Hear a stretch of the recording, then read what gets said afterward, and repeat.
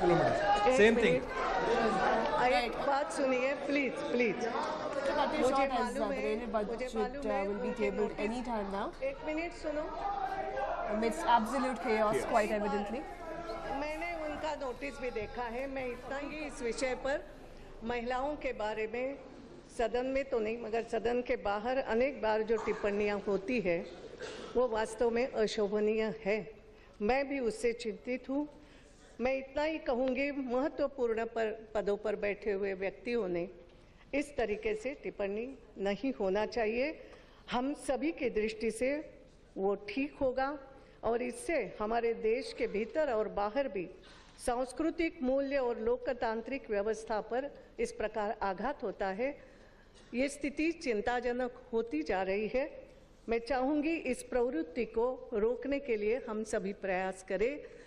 बार बार ऐसी टिप्पणियां नहीं हो, इसलिए हम सब सावधानी ले. इतना ही मैं कहना चाहूँगी. मैं सब नहीं rail budget please.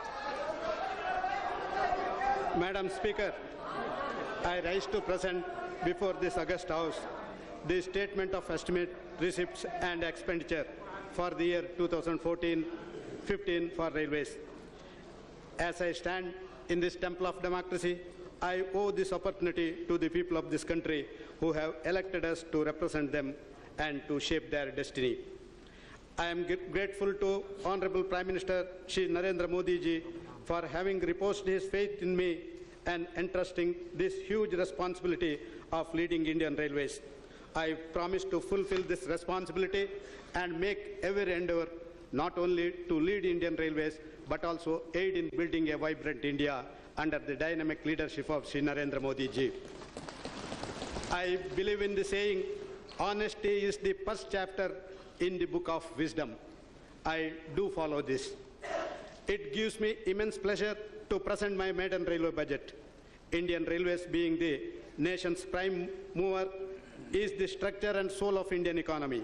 It echoes, rhymes and rhythm in the hearts of every citizen of this country, from Baramulla in the north to Kanyakumari in the south, and from Oka in the west to Lake Pani in the east.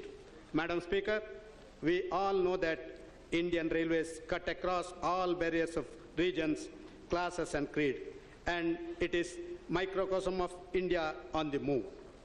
From a man on the streets of Bangalore to fish vendors in Kolkata, from the hustle and bustle at Nijamuddin station, everywhere you find a citizen of this country rushing to connect with the Indian Railways.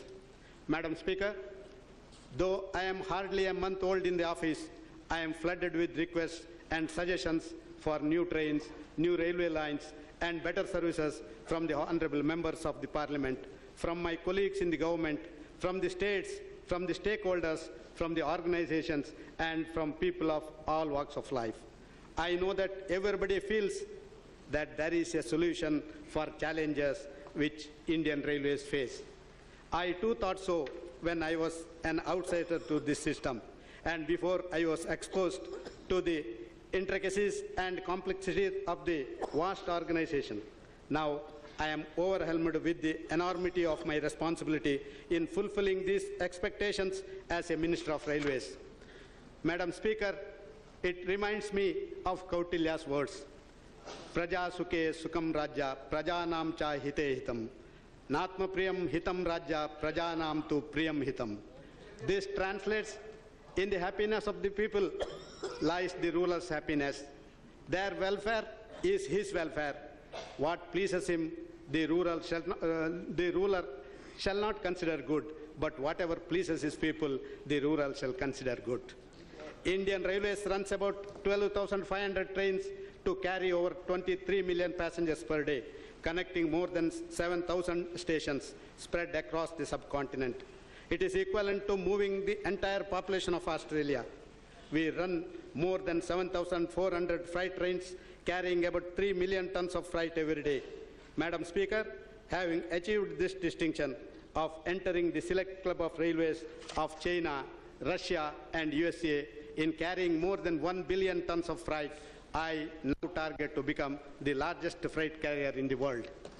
Madam Speaker, as you know, apart from serving the passengers, the Indian Railways carries coal, it carries steel, it carries cement, it carries salt, it carries food grains and fodder, and it also carries milk. Thus, Indian Railways practically carries everything and anything and everything, and it never says no to a thing if it fits to the wagons. Most importantly, we are the backbone of supply chain of the defense establishment and play a crucial role in the security of the nation. Madam Speaker, while we carry 23 million passengers a day, there are still large number of people who have not yet set a foot on the train.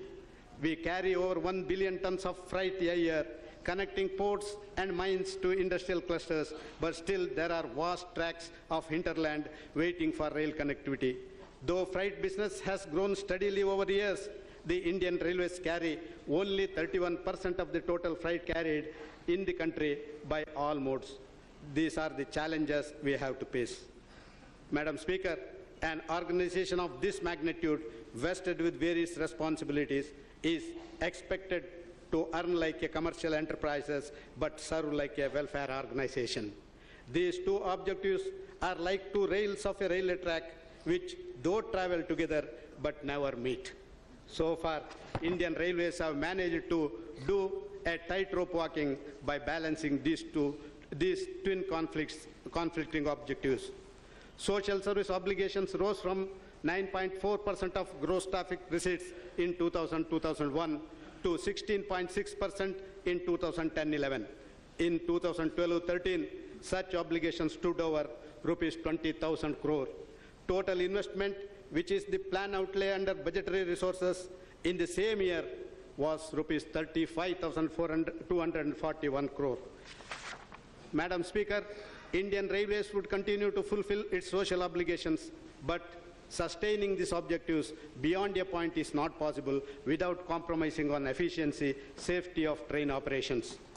We have a total track length of 1.16 lakh kilometers, around 63,000 coaches, more than 2.4 lakh wagons, and 13 lakh employees. This calls for an expenditure on fuel, salary and pension, track and coach maintenance, and more importantly, on safety works. This takes up most of our earnings from gross traffic receipts. In the year 2013-14, gross traffic receipts were rupees 1,39,558 crore, and total working expense were 1,30,321 crore, which works out an operating ratio almost all 94%. This, Madam Speaker, implies that we spend 94 paisa out of every rupee earned, leaving 6 paisa only as surplus. This surplus, apart from being meager, is continuously on decline due to non-revision of fare. The surplus, after paying obligatory dividend and lease charges, was rupees 11,754 crore in 2007-8 and is estimated to rupees 602 crore in the current financial year. Madam Speaker, this meager surplus so generated is required to finance the plan outlay for safety, capacity expansion, infrastructure, improving passenger services and amenities.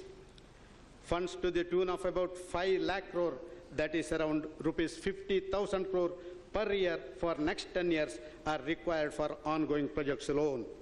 This leaves a huge gap between what is available as surplus and what is needed.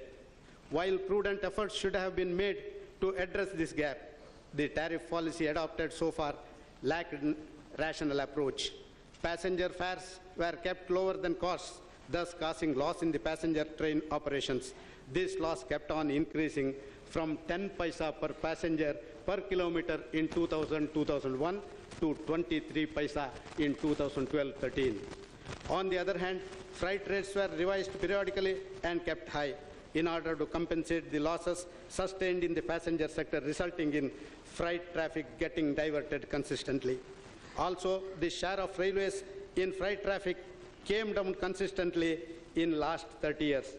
Madam Speaker, it is important to note the decline in the share of total freight tariff is revenue forgone.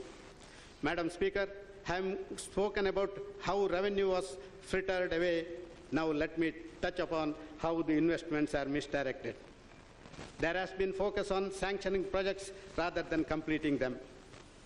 In the last 30 years, as many as 676 projects were sanctioned, worth rupees 1,57,883 crore.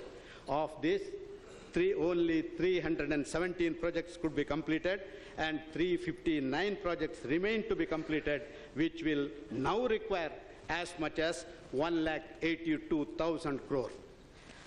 In the last 10 years, 99 new line projects worth rupees 60,000 crores were sanctioned, out of which only one project is complete till date. In fact, there are four projects that are as old as 30 years, but are still not complete for one reason or another. The more projects we add, the thinner we spread our resources and longer it takes to complete them. I am sure if this trend is allowed to continue, many more thousands of crores will get spent, yielding hardly any returns. Madam Speaker, having spoken about never-ending projects of Indian Railways, let me throw some light on the kind of priority accorded in choosing projects. It is investment in doubling and tripling to decongest overutilized network, which brings money to railways. On the other hand, construction of new lines most of the times do not even meet the operational cost. In the last 10 years, Indian Railways made an investment over rupees 41,000 crore in laying 3,700 kilometers of new lines. On the other hand, it spent only about rupees 18,400 crore for doubling of 5,050 kilometers, though it was priority over the new lines. I would like to read a comment on Indian Railways by someone which I chanced upon. I did not understand it till I learned about the fact I talked about so far. It is unheard of a business that has a monopoly, that has nearly 100 crore customers base, that has 100% sale on advance payment, but still starved of funds. This, Madam Speaker, is the story of Indian Railways so far. Railways serving the social obligation would not have been an issue. However, in the name of social viability, the chosen projects were populist in nature, bringing hardly any revenue to the railways. On the whole, neither the projects brought returns to the railways nor social responsibility was met in full for many years. This mismanagement and apathy brought railways into a situation of severe funds crunch for many years, which is a result of the decade of golden dilemma, the dilemma of choosing between commercial viability and social viability.